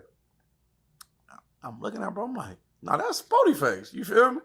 Mm-hmm. I call my boy right here. I call Warrior. I'm like, hey, I'm gonna he didn't answer though. I don't want to tell him, like, I'm gonna tell him, I see Spoety Face right here, bro. Like, I'm gonna ask bro for an interview. He didn't answer. So I go to bro. Bro he at Chipotle. He getting his food and shit. I'm like, bro, what's up? Hey, bro, you Spoety Face? He's like, yeah. I'm like, bro, let me holler at you, bro. Like, woo. Oh, man. And he like, hey, Shalom, bro. He see the shield. He like, you right? He see Yeah. the shield. He go, what's up, bro? Hey, Shalom, I see the shield. I said, oh yeah. I said, hey, bro, yeah, I'm Israelite. I do interviews with Whoop. We chop it up and shit. It was good. That's what I was saying. Like, it was good energy between me and bro, like super solid and shit. And we handled our business and I was like, I holler at bro, like, we gotta get this shit. You know what I'm saying? So it was organic. You know what I'm saying? Super organic. So I say that to say this though, right? So when we come to your viral moments, right? Your viral moments of being out there online and shit, like how did that happen? The first one you said was with Big Baby, but I feel like you had interviews before that though too. That's what I feel like I've seen you from. Before I had something, but before like I had did something with Lupe or whatever the case is, but that's really, to be honest, that DW Flame and the Brick Baby was really, that was one of the ones. That's what got me viral, and then that's what Cam Component on them started calling, and you know they all came on the Jumper and all the other platforms. But really, that was really what made me go viral, bro. I went for viral with some other stuff. I had Alex Alonso. There's a lot of other stuff, you know. But that was really that got me in the as far as the internet world knowing about me. And then when you was on Alex Alonso, you was on Alex Alonso, he was asking about your transition a little bit though, and you was like, yeah, it is what it is.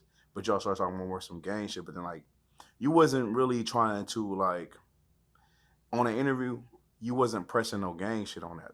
Like, you know what I'm saying? Like, I think you were trying to go there, but you kept like sidestepping that low key. Yeah.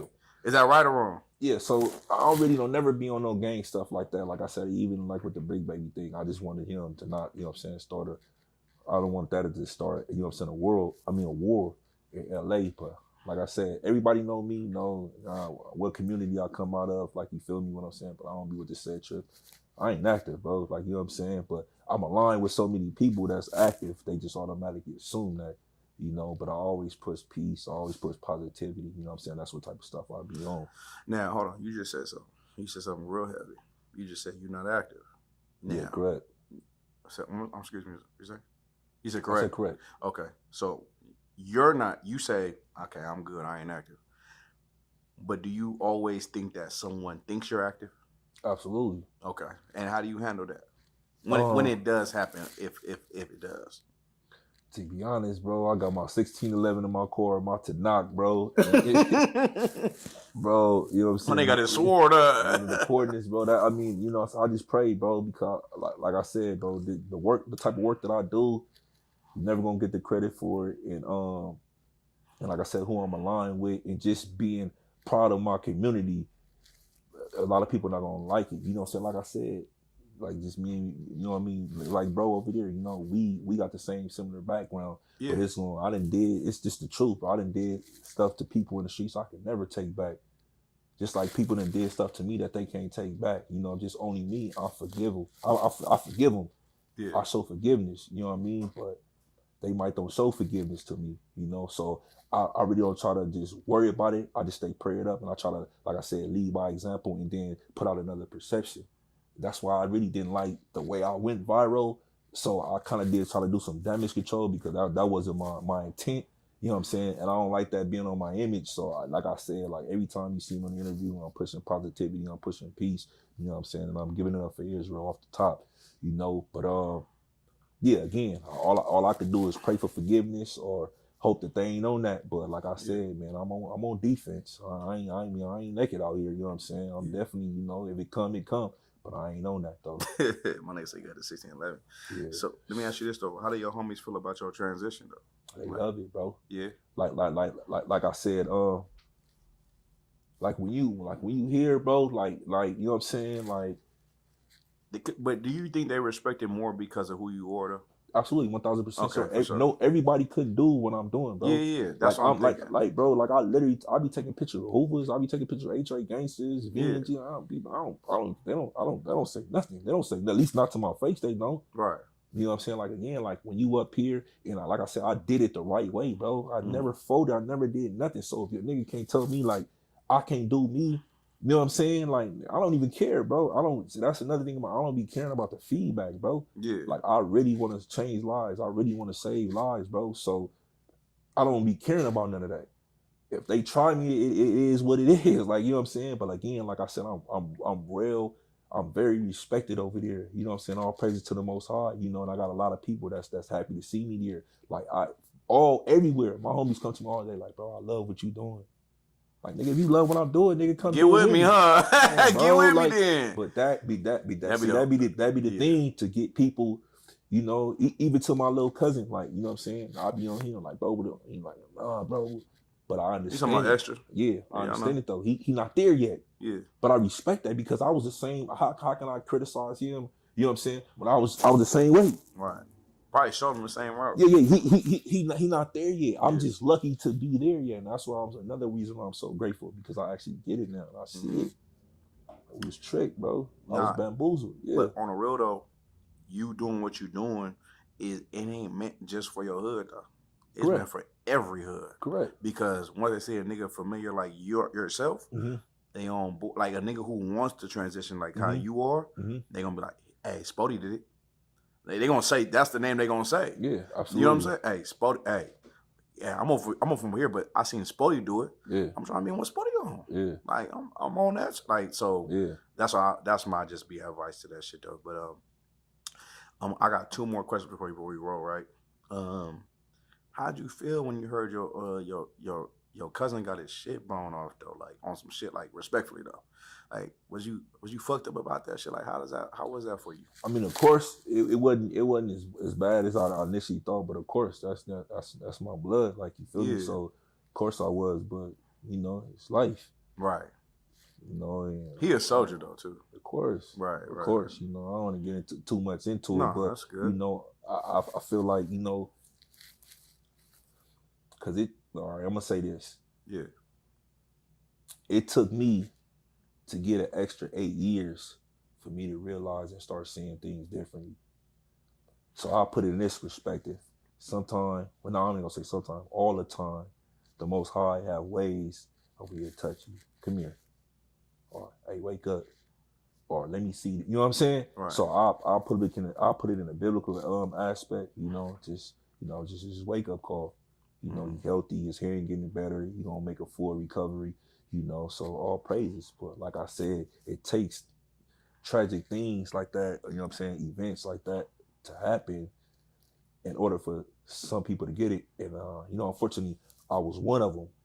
But I like to look on the other end, he could have been gone. Facts, for sure. How many people that don't never get a second chance, bro? Yeah. One time, shot in the head, boom. One time, life in prison. I done got multiple chances. You get what I'm saying? Yeah. So, like I said, like I just look at it like that. Like he blessed, he extremely blessed. He got a second chance at life. Can I ask you something else though? Yeah, absolutely. This is something that's piggybacking off that though. Like it's the white boy at No Jumper. He like really talk about that shit. Like he talk about bro a lot. Like how y'all feel about that? Like how you feel about it? I ain't gonna say him. Just how you feel about him. Always kind of constantly bringing him up. Like probably here and there, he bring up bro about whatever situation. Like y'all feel like it's beef or it's like that's content. He on some content shit. To be honest, I just think it's content. He white. Mamas. He white. He don't have to deal with nothing when he go home. He go to his gated community. He stir up stuff. He stirred up. By the right, I'm going to No Jump on the 20th. Okay. That's FYI. You know what I'm saying? Yeah. But I'ma still say the same shit. He bullshit. To his face. Yeah, he bullshit. You know what I'm saying? But you know, he not of our community, bro. He not of our people, no nothing. So it's the same. I'll use this analogy, the same thing as a non-affiliate or a civilian. I can't hold you to a same standard as a person who to be claiming to be a street person. Yeah. You see what I'm saying? No, he's not even black.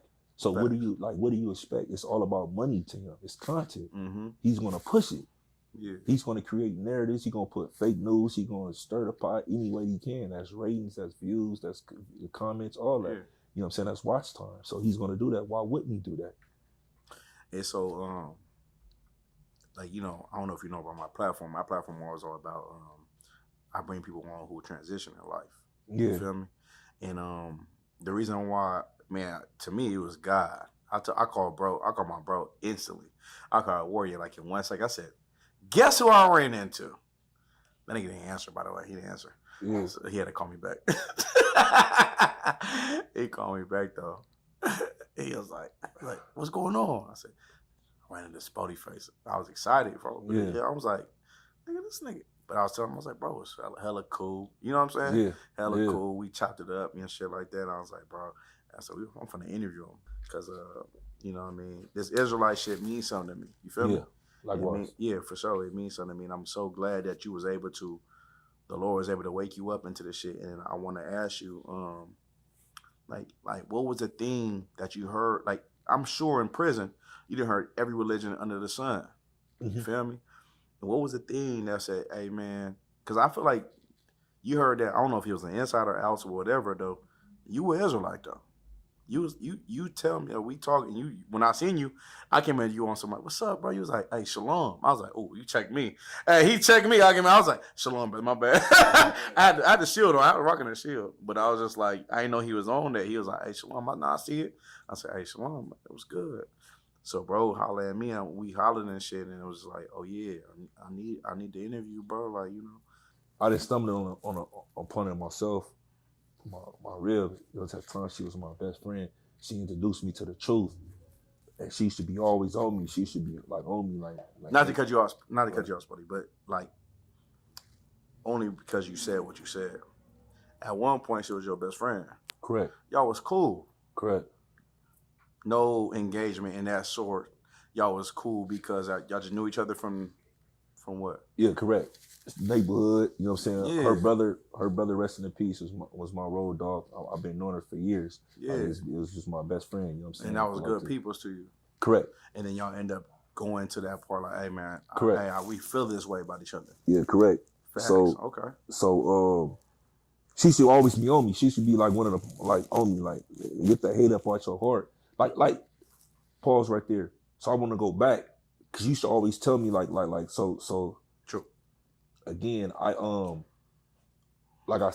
said, like I needed that. I needed to catch this was I was on my extra time. I needed to catch that extra time. That's why I always say that. So all this aligned. Hold on, stop. Like, I'm sorry. One more time. I hate to cut you off, but because you're saying some crazy shit. You feel like you needed to catch extra time? All right, yeah. So listen.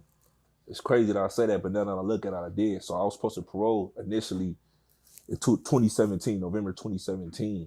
But the mindset that I had, bro, for sure I would have been dead or I would have been back in jail for life. I had so much hatred in my heart. Okay. I had so many vengeance in my heart. I was like, man, I'm smoking him. Nigga, I'm on that them. All this going to be payback from way back. You know what I'm saying? I was on that. Yeah. You know what I'm saying? But, and the reason why I say that because I did the 6 and then they gave me the 8. So by the time I was done doing my, it broke my back, bro. I had I appreciate it, nigga. I had no more fight in me. Oh. That 8 took, nigga, everything out of me, bro. It's like, you know how you when a kid, you get a straight up whooping, like, man, all right, man, that 8 beat, bro, I'm done, you got it. You got it. Nigga, it beat me into submission, bro. For the first time in my life, nigga, like, I just I ain't got after doing the total time of how much, though? Life-wise. Oh. Life-wise, yeah. Life-wise, to be honest, I'm 39. I probably got more, for sure, I probably got more time in jail than on the streets. Yeah, okay. That's probably why you felt that way. So, yeah, so I don't know exactly the time, but, like, for sure. 20 to 21, maybe. For sure, probably, yeah, for sure. Yeah. But, yeah, like I said, so I needed that, but I didn't know it at the time. So she like, man, you getting this more time. At this time, she already in the truth.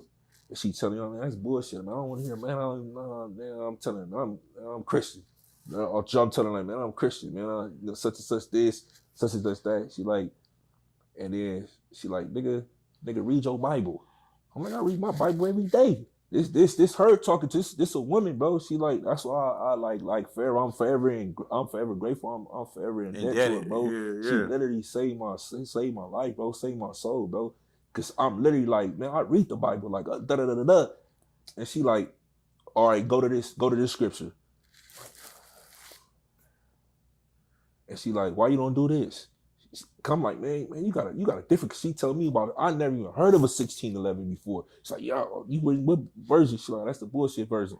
get the King James, or you know what I'm saying, the 6, I'm gonna see you. I'm like, what? She like, all right, whatever, it don't even matter. What Bible you got? I'm gonna read out your Bible. I'm like, all right. She like, you still eat pork? I'm like, yeah, I eat pork. Like, woo. She like, man, go to Leviticus. Go to this, go to this. I'm like, damn, I ain't even read the scripture before. What you like this? I'm gonna keep it, man. Like I'm keeping it real, bro. Like, I'm gonna be honest with you, bro. You know, facts. I'm like, man, it's been here the whole time. It's like, man, go to Deuteronomy. The whole time is crazy. God, bro, this is a true story, bro. This how I'm feeling. This how I'm feeling, cause she fucking me up. Like, bro, she like, go to this. She like, I love you. That's why I'm telling you this. So I'm like, dang. She like, women ain't supposed to do this. Men ain't supposed to. I'm like, huh? What? I ain't never knew this. What? She like, yeah. Like, she like, I'm gonna read from the same Bible you write. She like, nigga, I believe in the same God you believe in. What are you talking about? Yeah. I'm like, no, I'm arguing it like no, that gotta be. And she's showing me. I'm like, oh, I don't want to hear that. She like, all right, go to the library, do you know what I'm saying? Do your own research. So I get on the phone. Like, I got a phone at the time. I'm just on the phone. Long story short, I go on the phone. I'm being doing research, but I still don't get it. And this how I know the Most High touched me, and I know that it was destined, bro. Because literally, this is a true story. When she told me that I go to the library the next day, I go in the library. I'm looking like for stuff that's happening in Egypt, ancient Egypt. You know what I'm saying? I don't know where I'm looking for, but I'm just looking for stuff. The Hebrews, they don't got nothing on there, but I don't know this at the time. Librarian, he black. His name I'll never forget him. He like, bro, what you looking for? What do? I'm like, I'm telling him research. You know what I'm saying? The Israelites. He da da da da da. He like, Israelite. He like, what you know about Israelites? I'm like, I don't know nothing about it. I'm telling you. He like, no. He like, bro, I'm Israelite. It's a true story. Yeah. He like, bro, we ain't gonna have none of that. So he come. He like, let me introduce you to some people. It's my boy Franklin, Darius Franklin, and they got their little congregation. It's like 3 or 4 of them in the pen. In the pen, yeah. Bro. So they got all the lit. So he like, man, come right here. He introduced me to a couple of brothers, and they sit me down, and he's showing me stuff. Da da da da da. And it's crazy because I had believed like I said, I grew up Jehovah's Witness and Christian. It's crazy, like both of them. Like, of course, yeah. So you learned both. Yeah. But I had been practicing that my whole life. How was it? 2018, maybe it's 7 years ago. 31. So 32. Yeah. I had been leaving that 31 or 32 years. They had me in 15 minutes. Niggas had me in 15 minutes. I said, oh, listen. I said, man, ain't no, like, I said, this ain't supposed to, because they telling me, like, look, listen to us, bro. Just listen. Yeah. And they showing me, they're like, oh, this. And I'm like, man, this was in the Bible. Bro, like, for me, and it clicked, like, if I believe in this 31, 32 years, if somebody could come down and sit me in 15, 20 minutes, you know what I'm saying? Yeah. And I just feel different because I've never been a dummy. Like, you know what I'm saying? No, always like, you said that from the beginning, though. Yeah, or you could show me something and it make more sense than what I'm saying. I'm going to roll with it. Right. So I'm like, dang, 15 minutes? So let me see this, man. Let me, you know what I'm saying? I got the little literature they gave me and stuff. I went back to the cell and I'm like, oh, man, this shit real, bro. And I just did my research, and I was just doing with my boys ever since, bro. Facts. We end up, it's crazy. We ended up doing a good deed because Departments of Correction, DOC in Arizona, they didn't acknowledge Hebrew Israelite as a religious group or faith. Yeah. So we grieved it all the way up to it couldn't agree no more. That's what you have to do. Right. And then we put them on notice that we was going to file a lawsuit on them. You know what I'm saying? If they didn't, because at the time, in order for us to get the resources in a deal for them to acknowledge our holy days and things like that, atonement, you know what I'm saying? Yeah, all that. They had us under Messianic Jewish or Orthodox. So that's what they was putting the Israelite brothers in the DOC under. So either you was Orthodox Jew or you was Messianic. Yeah. So we pushed to get that, like, man, y'all gotta hold up. Because at first they was trying to put us on the other. Like, nah, y'all gotta acknowledge us as, you know what I'm saying, Israelites. So we did a good thing. We ended up going to the courts and stuff like that, filed a lawsuit and all that. Now in the Department of Arizona, they acknowledge Hebrew Israelite as we ain't a religion, but as a religion and a faith. Get them a hand, man. Like, I ain't gonna lie though. Like, it's a fact. Like, okay, so like we look at ourselves as Orthodox Jews. Mm-hmm. That's how we're looked at right now. Mm-hmm. So like any ISUPK member, we always looked at as Orthodox Jews because we're by the book, majorly. So like that's amazing that you said that. That's what they called you. Yeah, like so. That's amazing. It was another one, but that's what they use. Messianic. Yeah. Messianic. Yeah. It's similar. Yeah, for sure. Damn, that's crazy. Yeah, that's crazy. That's amazing too, though.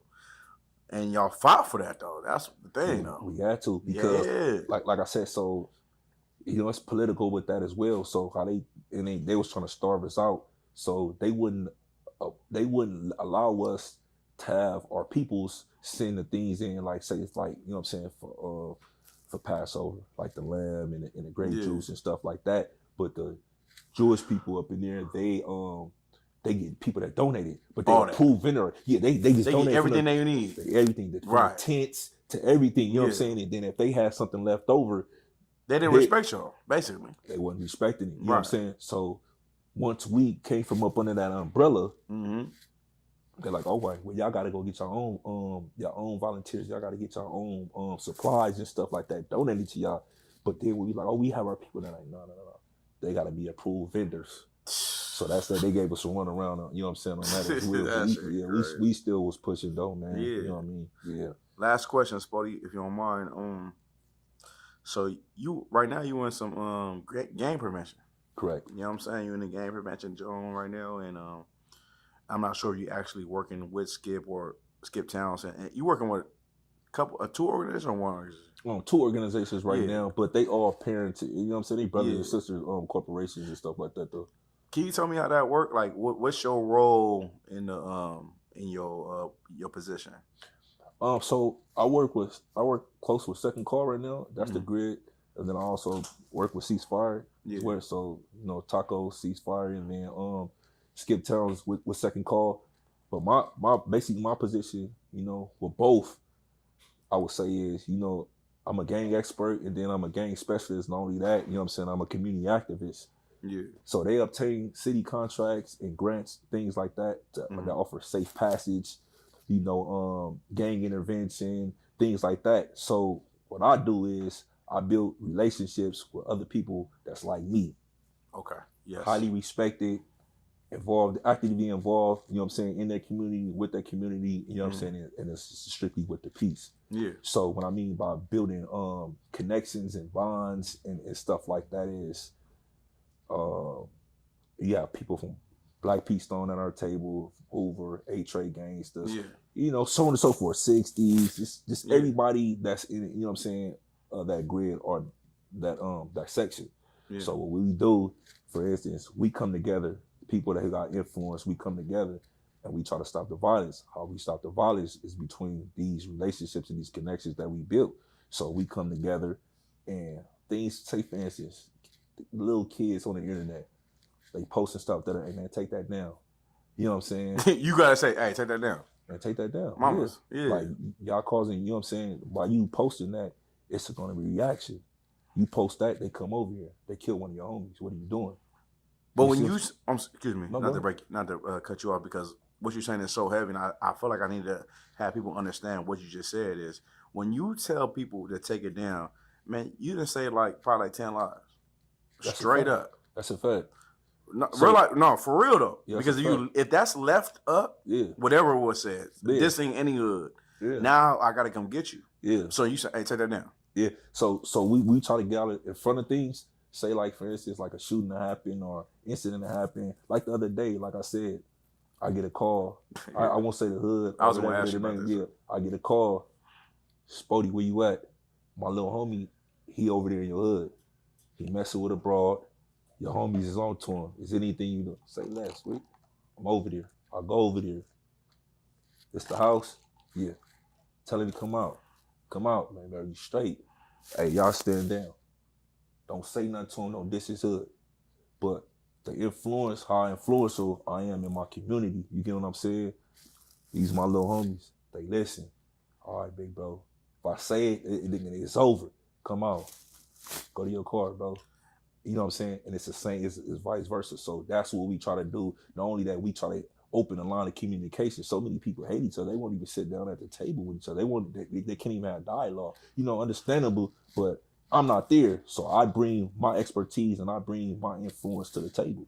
I wasn't gonna do this though, but I gotta ask though. I have to ask this because I want to know your thought about this, right? Yeah. So now, if someone is in a situation just like that boy from that hood was in, right? Does he get looked at from his hood as being scary or anything? Because you did come save his life, low key, high key, my man. But mind you, I'm not trying to put nothing out there. I'm just trying to make it real for street level and deeper level people. So he's in a sticky situation. You come get him out that sticky situation. Now, no police are involved, none of that shit. But how is it for him if he goes back to his hood? If you don't mind me asking. I can't speak for nobody else's community, but for my community, he wouldn't be frowned upon. He wouldn't look like shit. They ain't let you go, nigga. Okay. Shit, you want to die? Go outside. So what I'm really saying is, call you before you call the police, right?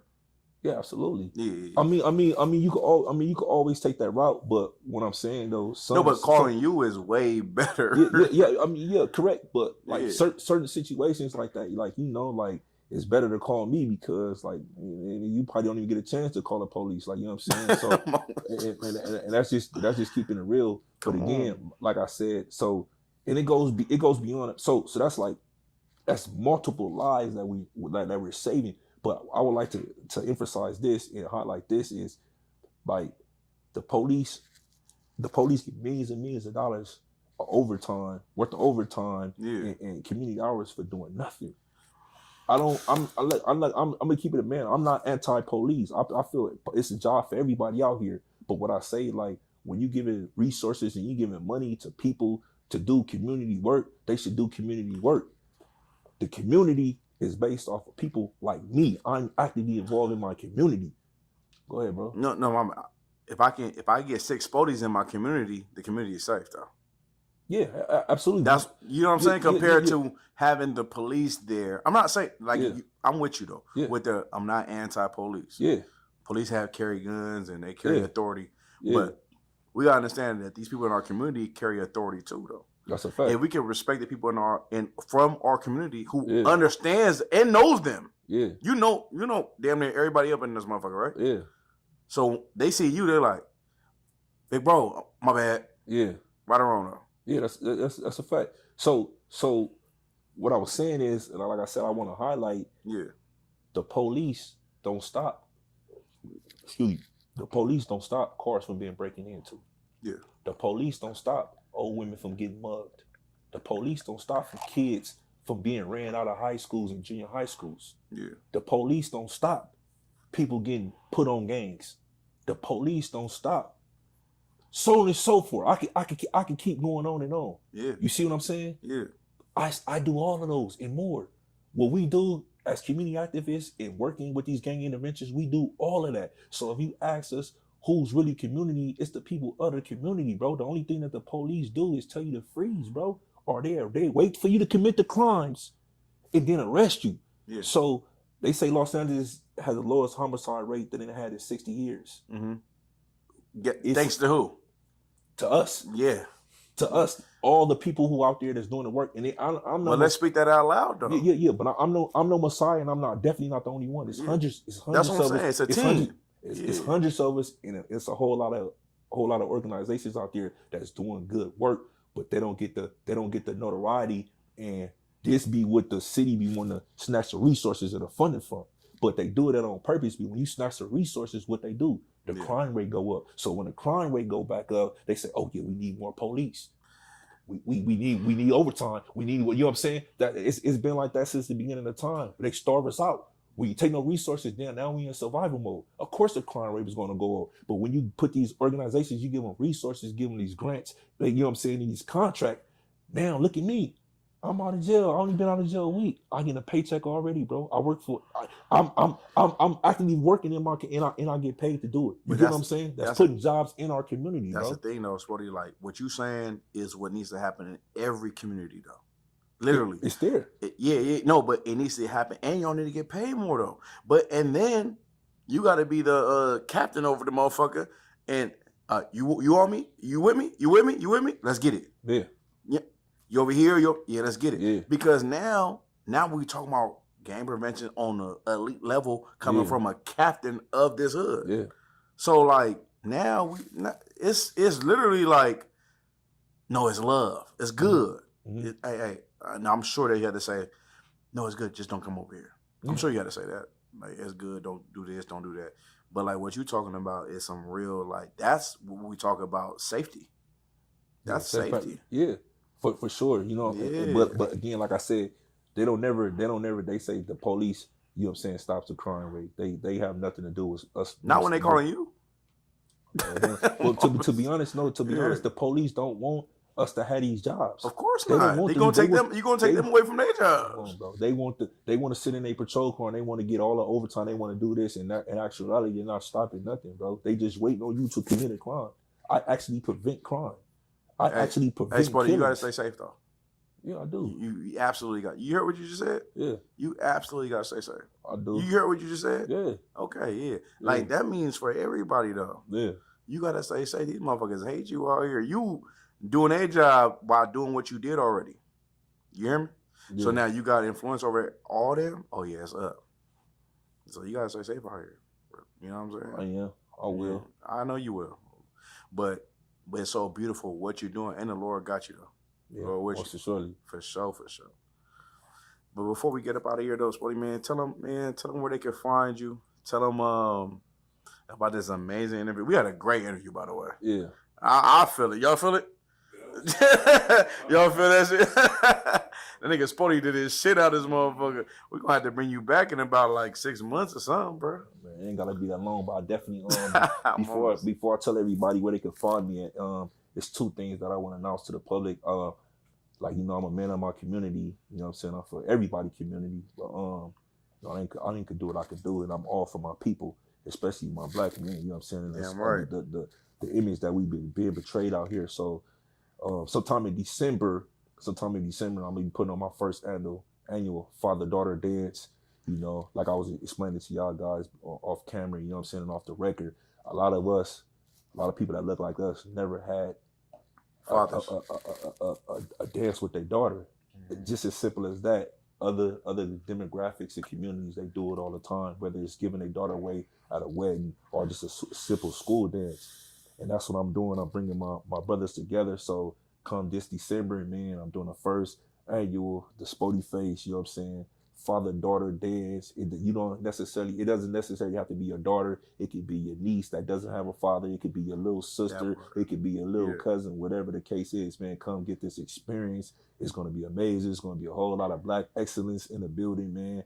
Like I said, security, going to have everything, food, the photo booth. It's going to be an experience like no other. And also, we're going to be giving out awards as well, man. Father of the Year, man. So definitely come up and support that. I'm going to put it on all my social media platforms, the details and all that. So be on the lookout for that. Also, I'm coming up right now with a program that I'm going to be working with the Los Angeles Police Department. Yes, I said. Yeah, yes, I said. No. That's real life shit. I don't care. No, that's real life shit, man. I'm trying to get this program started. That I'm going to be working with the Los Angeles Police Department, either 77 Division or Southwest, real fast. When I was growing up, it was something like Scare Straight. They used to have take the kids on the weekend if you was at risk. In any type of way, they should come work you out, put you in the cell. Since you done been through? Yeah. Put you in the cell for a couple hours, take you down to the coroner's office, show you graphic photographs, and have people like us, like really, like, this is what you really want? Tell our testimony, because we all have a testimony. You know what I'm saying? I'm just, like I said, I'm trying to give these kids a fighting chance at life. So I'm going to put this together. And before they reach juvenile hall, I want them. If last resort, you know what I'm saying? Because real fast, you know, in LA, those of you guys that's watching that ain't familiar with the LA area, in our junior high schools and our high schools, we have actual police officers and the whole substations in our schools. So when our kids get caught smoking weed or get too many truancies or late fees, they have a fight, they taking these kids to juvenile hall. They getting records at 13, 14 years old. So prevent that. Yeah, we already been disadvantaged. So what I'm trying to do is I'm implementing this program. So last resort, before they get a record or go to jail, give them to me. I want them. Ooh. I want them. Give him a hand, man. Male and female, you know what Nah, I'm saying? for real. That's real shit. That's coming real soon. That's your own department too. Yeah, correct. Facts. You know what I'm saying? And I'm gonna hire people like again. Yeah. That's like-minded of all, you know what I'm saying, walks of life, so we can reel it in, man. But yeah. Also, the congregation, me and my brother Waltizi, man, in Hebrew, we got, man, it's called Truth Seekers. It's more than just a congregation, man. It's an organization, and you know what I'm saying? It's inner city outreach of all kinds. Everybody welcome. Everybody welcome. I don't care the religion, the background, or whatever. Nah, real shit. Come pull up. We about helping the community, bro. What we talked about, though, not to cut you off, though, Spoety. What we talked about, though, is, you know, I ain't gonna go into all of it, but really, what we was on was like, hey, look, we really on, like, bringing this shit together, though. Yeah, correct. Right or wrong, though. Yeah, that's a fact. Man, bring this shit together, man. Like, listen, I don't give a fuck what, you believe in that? That's what's up. We black, though. Let's bring it together. You hear me? That's what we on majorly. Like, that's what we on majorly. We bring that together. Ooh, we. But you doing amazing shit, man. I appreciate you for coming on GP, man, and speaking that shit, though. I appreciate you for having me. Talking that amazing shit, though. We don't just talk shit. We talk amazing shit. Yeah, I appreciate you. You ever took a shit and you like, that didn't even smell that bad. That was you today, nigga. Yeah. That nigga, you took a shit and was like, that don't even smell bad. Go ahead. Coming from one place and transitioning to. But that, yeah, thank you, Thor. He. That's why I brought him on, though. He know that. He went from here and went to there. You know what I'm saying? I appreciate if he come on and speak and being vulnerable too, though. Yeah, one more thing, if I may. Yeah. Like I said, like I was telling everybody, you know, I'm no Messiah, man. I'm not perfect, bro. I'm far from perfect. But the only thing that separates me from the rest is, bro, that I care and I'm trying, bro. Like, you know what I'm saying? Everybody say it's impossible for us to do, but if everybody's saying it's impossible for us to do, it's going to be impossible. They got to start somewhere. Somebody got to believe that it's possible. And I'm just one of the ones that I just believe it's possible. Yeah. So hopefully more people, you know what I'm saying, start standing up and push peace and, you know, try to bring us together and push positivity and unity, you know what I'm saying? So we can all be one accord. Yeah. But y'all go check me out, man. Spoety Face _ everything. SPOETYFACE. I ain't gonna lie, bro. I ain't gonna lie, Spoety. This is the best interview you ever had, though. Don't fuck with you. It probably is. Hey. No, I'm joking. Listen, but it kind of was, though. Like Nip, listen. Like Nip, like the homie, rest in peace. He said, "Man, I get better every time I rap." I guess I get every time I interview, man. Every time I do interview, I think it's the best one. Yeah. You feel me? So I appreciate you coming on and doing what you did, and I also appreciate you. You know what I mean? Being who you are, though. You feel me? And not.